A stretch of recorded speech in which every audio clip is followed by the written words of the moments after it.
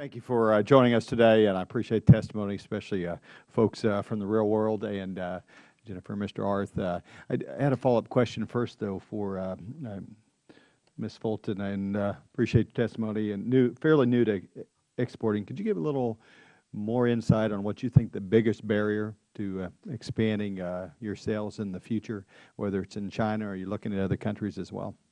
Thank you. It's just been a wonderful opportunity. You know, I knew that 95% of the world lived outside the United States, being in the financial background. So if I decided to keep our sales just in the United States, I'm missing a huge opportunity of clients.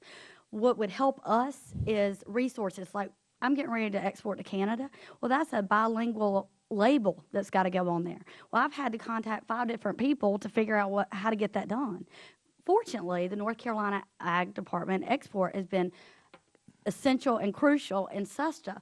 But, you know, I'm not saying everybody's got to put everything together, but if we could have a nice umbrella for people to get to where, okay, if I want to export to Germany, because I'm going to Germany and that's on my goals for 2013, I'd like to know a little bit of steps in advance on what I've got to do to get my product over there without having to contact 20 different places. So to me, we've got the technology, we've got the resources. Let's put it all together and help us, because that's time and money, and you know that's important in our world. Well, thank you, Ms. Fulton. Mr. Ogden, I had a question. I've got a small company in my district called Vortex Valves, and he specifically cited tariffs as a real barrier around the world. What markets do you see that present the biggest opportunity for us to open up markets, particularly for small businesses, if we're able to reduce tariffs? What should be our next targeted place that would be most small business friendly? Well, of course, we have ongoing talks, Trans-Pacific Partnership, and there's a lot of markets in Asia that small businesses are able to go to. The prospective trade agreement with the European Union is essential. And let me just follow up a little bit on what some others have said.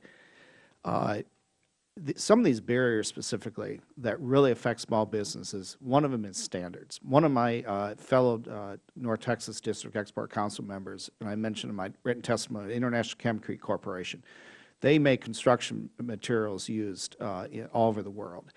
And they comply with I think it's the ASTM standards, which are internationally recognized for construction materials. But what happens is many of these other countries that they have to deal with will have different standards. And so, and Mr. Arth talked about this as well, what he's facing. So what happens is you have to go to get your product into that country, you have to modify it in some respect, perhaps even change the nature of the product. That adds up to your costs, and that puts you at a competitive disadvantage against the local producers in that market. And so standards are a big deal.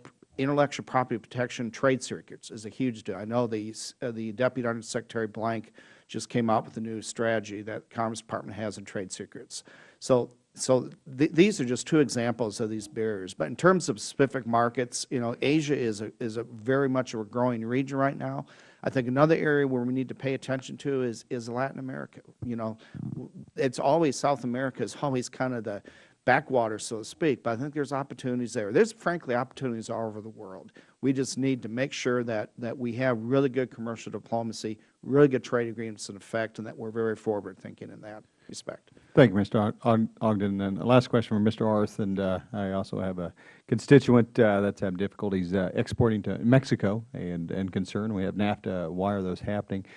Could you describe, I mean, if something more general, if you're seeing outside your particular industry that you say small businesses trying to export to Mexico, what are some barriers that perhaps we could reduce with our efforts up here?